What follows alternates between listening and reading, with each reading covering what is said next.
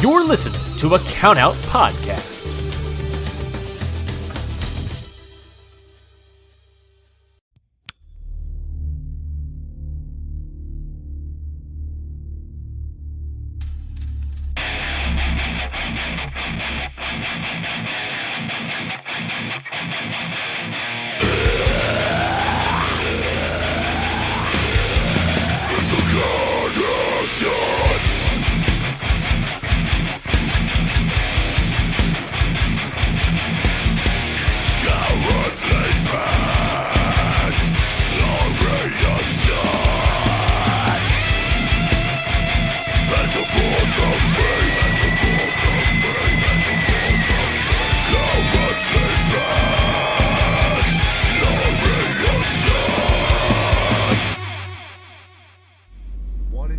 What's up, and welcome everyone to the final block nights of A and B of the G1 Climax 33. That's right, G Wandering continues with another short Okada Shorts episode, bite-sized episode with even worse quality than ever before. That's right, it's right along with Raffe again, as due to time constraints, I'm recording this while driving a rainy van for an hour. So I got the time, so I'm going to have a talk to myself, have a talk to you, and we're going to run down these block nights. Now I've got to tell you, by the end of block A, I was at peak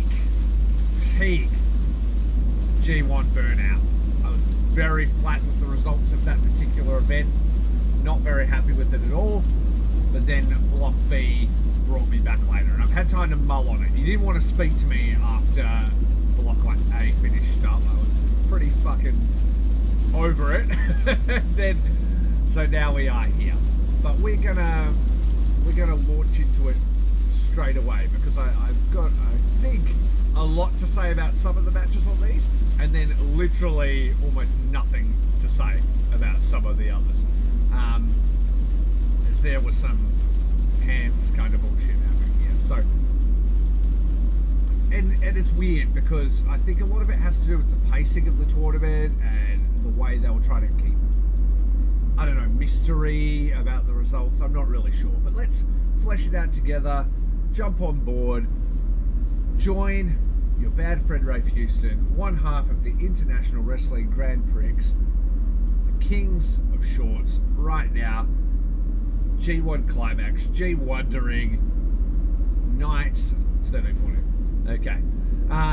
There was a whole bunch of mixed tags on these. I didn't watch any of them. I've been watching that much wrestling. I've been recording fucking episodes about every night of the G1. Don't care about any of that. I'm sure there was some good stuff to happen, and from what I've seen from some little clips, there was some fun stuff, but I did not have time for it, so I just jumped into the 4 block nights on each of the nights.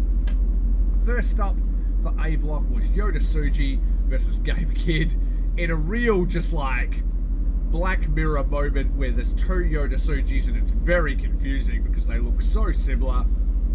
Turns out Yota Tsuji has trotted out his actual real life twin brother, which is amazing, identical twin brother in his coat.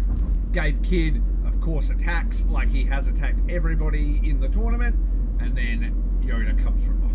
This was a great match. Gabe has worked so hard in this tournament, unlike some of the other motherfuckers from this block, and really put in the effort here to make himself stand out and to make the most of his opportunities in G1. And that is much the same for Yota Tsuji. Like, I feel like we're watching what is essentially the beginning of many times we will see these guys in combat against each other, and I have no problem with it. Really enjoyed it. Yota manages to pick up the win here, finish higher in the block, but not really. I believe it keeps him live at this point, but he's not really going to be able to qualify. It's going to come down to Shooter and Hikuleo in the end. After this, we were on to Ren Narita versus Kaito Kiyomiya. Now, this one I was disappointed in. I figured Red's big moment of the tournament would be spoiling Kaito. But honestly, I know he's not out of the out of this company, but fuck, man, you should have just called it audible. You could bring Red back later. How often do you have Kaito? I think there's some real great matches to be had in this Elite 8 and into the finals if you throw Kaito in there. So it was pretty disappointing to see him lose to, personally, I think one of the Musketeers that's been underperforming. Red has not really been firing. I don't think he's been looking particularly good. I'm sure he's under so much pressure, and maybe, he'll come good in the end. We expect so much from those three young guys. But yeah, I'm sure Kaito's still going to make an impact before the end of the tour. Commentary made sure to say, he's still on for the rest of the tour, so he has a chance to make sure people know about him. So I'm sure we're going to see some shenanigans and probably lead towards Kaito versus Okada in a bigger spot later. But yeah, I think a missed opportunity there for him to go deeper. And to be honest, I think he's really been one of the MVPs of this block. And yeah, I don't think Red had earned the win over him yet. So yeah, that was a shame. But we'll see how it goes. The match itself wasn't that bad, but I just felt like, the wrong kid died kind of scenario. Next up was Sonata and Chase Owens. I could give a fuck about this. Look, I've said many things about Sonata and his run and different things like that. Everybody has opinions on Chase Owens, and I'm bored of all of it, really. At the end of the day, I think it comes down to this with these two. Sonata is the champion of New Japan, and I think it's very clear that he can have very good matches. To me, I think it's clear he doesn't necessarily have the ability to bring people to matches on his level or above their station, or even above his station. One thing I think Okada was really good at as champion was ensuring that everybody rose to his level and bringing out the best in his opponents. Will Ospreay's really good at stuff like that. If Sonata has an opponent that isn't capable of that level, then he can't take them there. But if they are, then he can bring out the best of them, and if they're better than him, then he can rise to that next level. And that's honestly how I feel about him at the moment. I'm not necessarily hating him, as much as I maybe have in the past, but I think there's a ceiling on what he can do, at least for now, as far as his ability goes. And will he find that? Maybe, but I don't really feel like being positive about it. It's the G1, you need to be delivering the best. And yeah, Chase, man, he could do some fine stuff, but I don't think we need to be seeing him in a G1 Climax. And I don't think he had any direction himself. I don't think he knew what he wanted to say. I don't know what he wanted to push. He's just part of the roster, and that's fine, but I feel like that slot could be used more wisely in this tournament. Next up was Shota Umino versus Hikuleo, and to say that this let the fucking air out of my sails is a bit of an understatement. I was really disappointed as this played out, and I don't want this to be me ripping on Hikuleo because I think he's done really well in the tournament, and I do think he has risen more than I ever thought he was possible. But when we talk about the Elite 8 that are getting out of these blocks, and you tell me that fucking Sonata and Hikuleo are the two that you're pulling out of that amazing crop of talent in Block A, it just really deflates me. I'm pretty sure they were who I said were, I was asked my worst case scenario by Curtis before this tournament, and I'm pretty sure they're the two I said. And there was a brief glimmer of hope where I was like, oh, maybe there's a point to this. Obviously, Hikuleo, kicked Jay White out of New Japan. Maybe Hikuleo's gonna verse Finlay in the next round, and then it's another scalp for Finlay to take that Jay White couldn't, except for he doesn't. Unless Finlay finishes second, which I don't think they can maybe come back around eventually. No, that doesn't even work. The maths doesn't work. unless they get to somewhere else really far in the line, and that would be a travesty. I think there's every likelihood that in this next round of matches, we're going to see Hikuleo, the number 2 in A, versus number 1 in D, which will probably be Naito. And I can't imagine falling asleep fucking faster than Naito, who, in my opinion, is sleepwalking his way through the G1, and Hikuleo. Like, I just can't imagine it. Maybe they pull something amazing out, but I was really bummed. And I'm not like the biggest shooter fan in the world. I mean, I was probably extra pissed off because he's in my team as far as like the pick'ems go for G1 ring, but I feel like he's a young guy with like a lot of promise, and I know New Japan, build on those defeats and stuff, but I think you could have picked anybody else, man. Like, anybody else would have led to more exciting matchups. So, yeah, I was really bummed about this scenario. I was awake at night. Our little dog, Mochi, had her space surgery, so I was sort of up watching her as well as sleeping in the spare together, and I was messaging Curtis at like 3:30 a.m. in a fucking rage, eh? Now, Curtis and I can be real good at playing devil's advocate for each other and bringing each other back from the brink. And he said, look, I do respect that, New Japan's bookings. They're like, this is what we see for these guys. They're going to be in that position, and it's up to them to rise to that, to give us that. And that's the way we're booking it, and that's the way it's going to go. And I do respect that, and I do appreciate that. But at the time, I didn't want to hear it. And to be honest, I think they're going to drop the ball. Like, maybe I'm wrong. I don't know. To Hikuleo's credit, I mean, he did. I thought he was going to drop the ball again in that match against Jay White, but Jay made him look like magic. Whether that plays out in these coming things, I don't know. I was just really excited about like the final 8 and what that would mean, because we haven't, despite a few good matches in these initial block matches, there hasn't really been some super G1 bangers yet. So I'm really expecting the best out of these final nights, and that just don't do it for me. And I don't think, he's ready for it. So yeah, pretty disappointing. But we will see how it goes. I'm not ready to send him to jail yet, but I am disappointed in him. Why I think I'm so bummed about the top 2 in A being Sonata and Hikuleo, despite the criticisms I have about their wrestling. Could we just talk about like character and charisma for a second?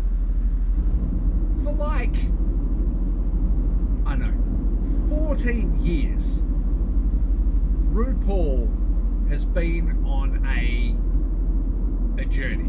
And RuPaul's Drag Race, looking for charisma, uniqueness, nerve, and talent. That's what I want to see from my wrestlers. Yeah?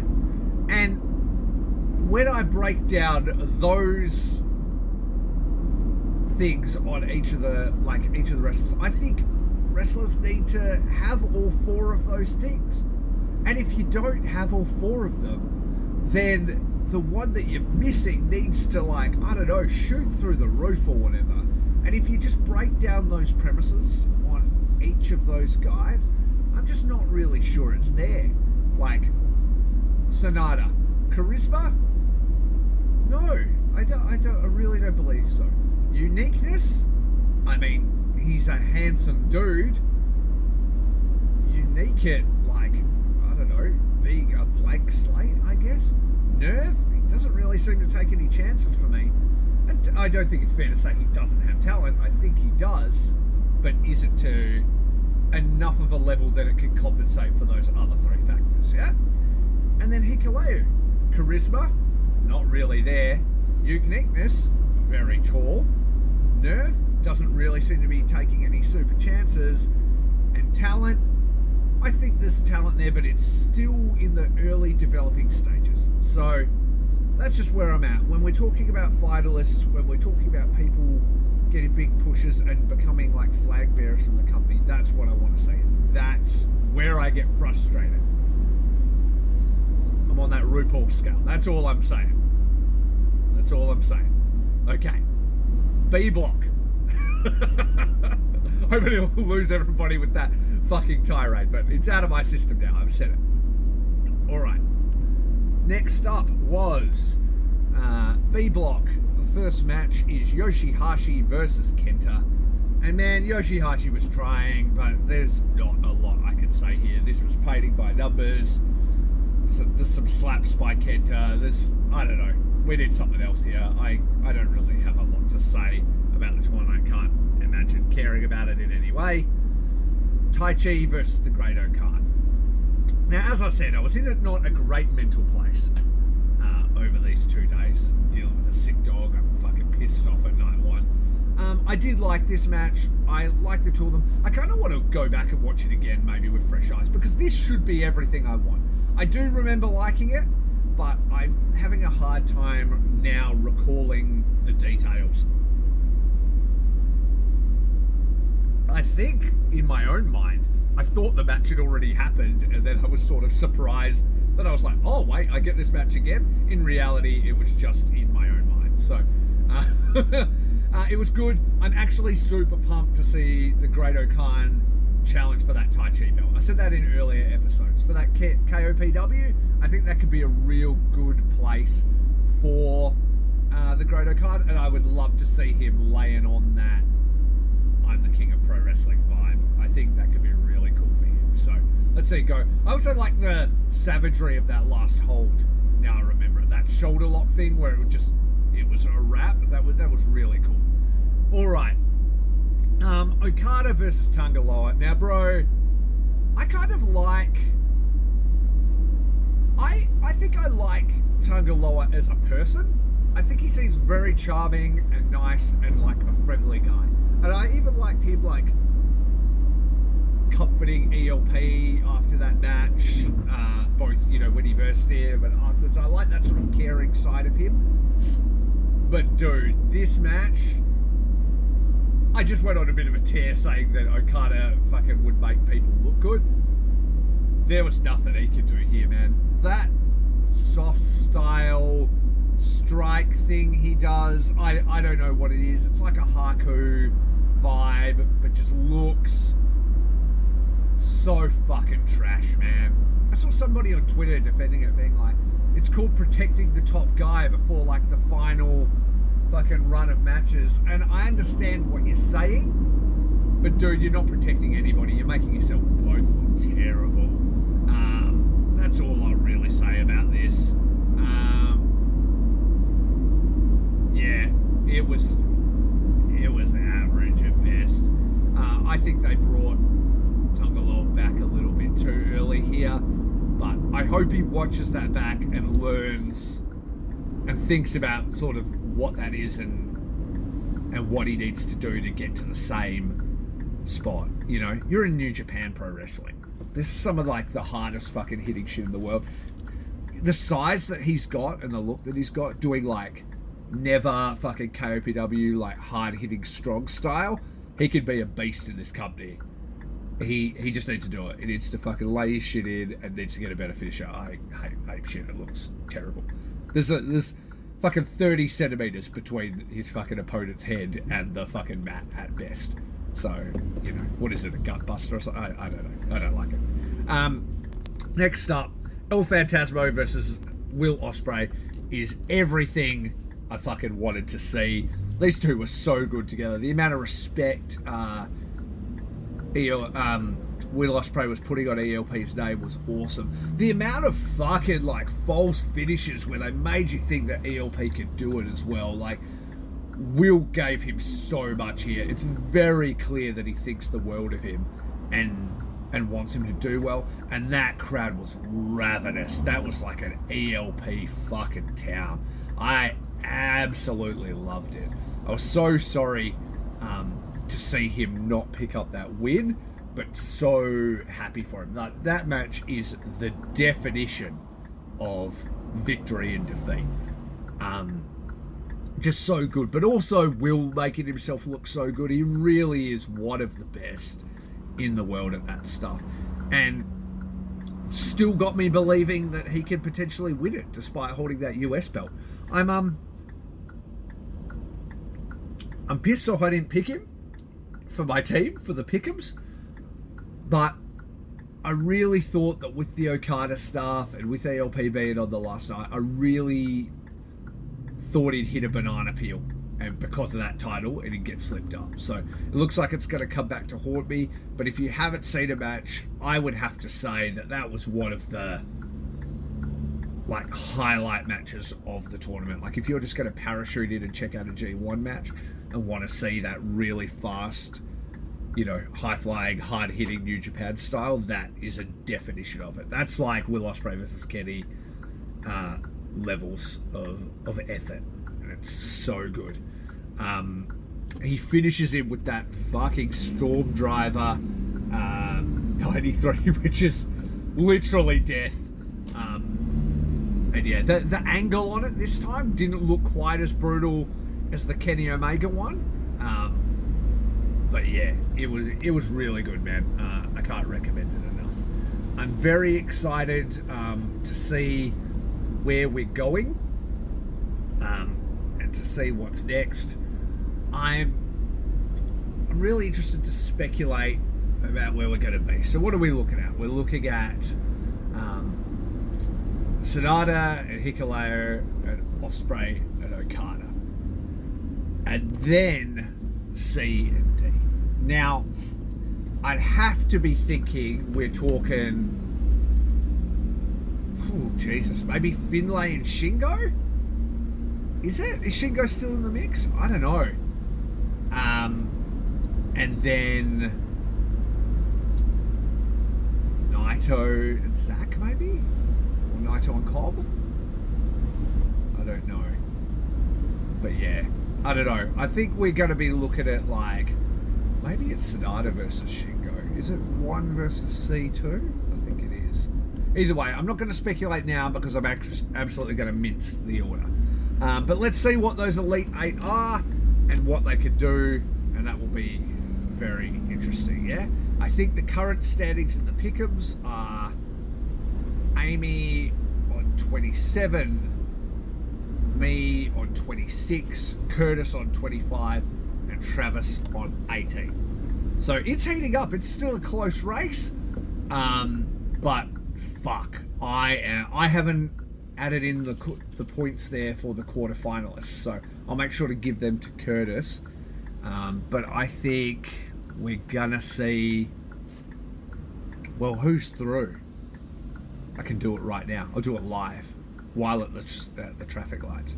So Amy's on 27, and she's got Okada in, so that takes her up to a +2 for getting into the quarterfinals. So she is actually on 29.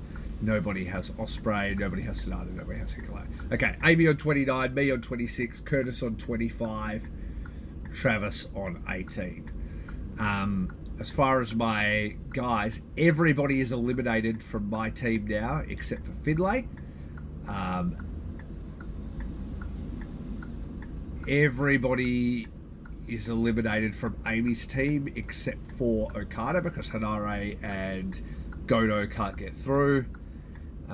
Everybody is eliminated from Curtis's team except for Naito, and everybody is eliminated from Travis's team except for maybe Eddie Kingston. Is Eddie Kingston still in the mix? He might be. He might get a quarterfinal out of Eddie Kingston yet. So we will see what pans out as it goes.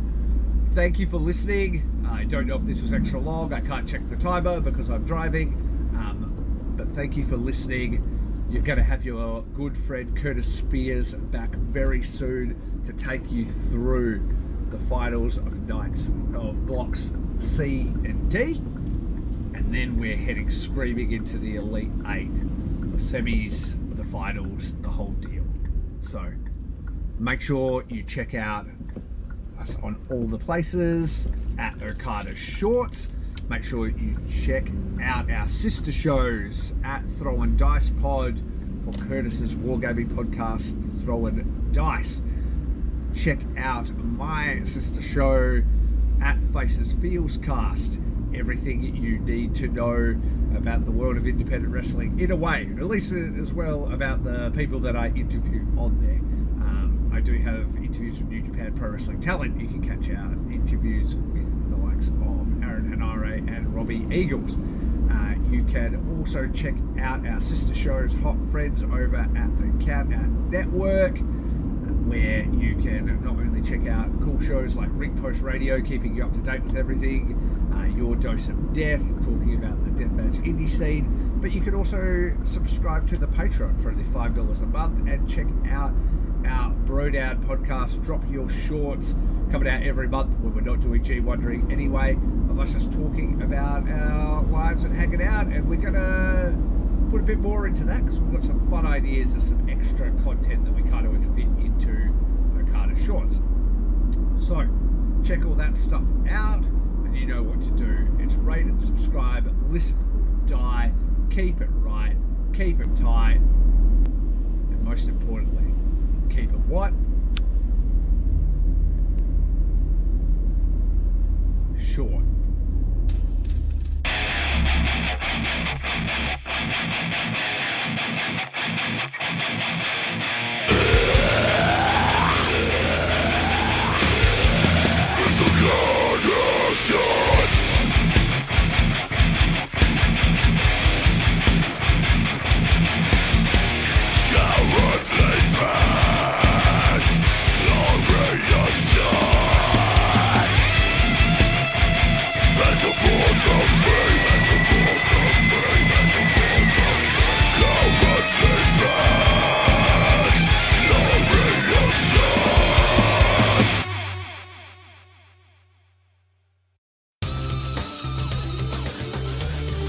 This has been a Count Out Podcast.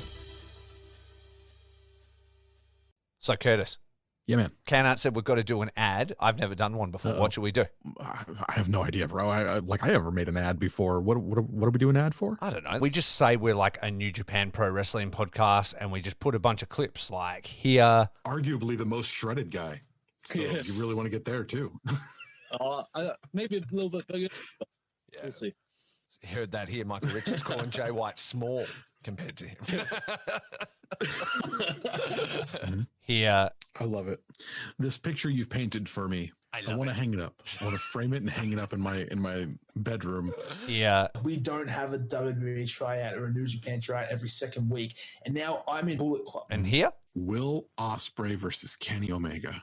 Do you want to just go off about this match? How do you take or talk about one of, I think, probably the best matches you've ever seen? That's an ad, right? Yeah, that works.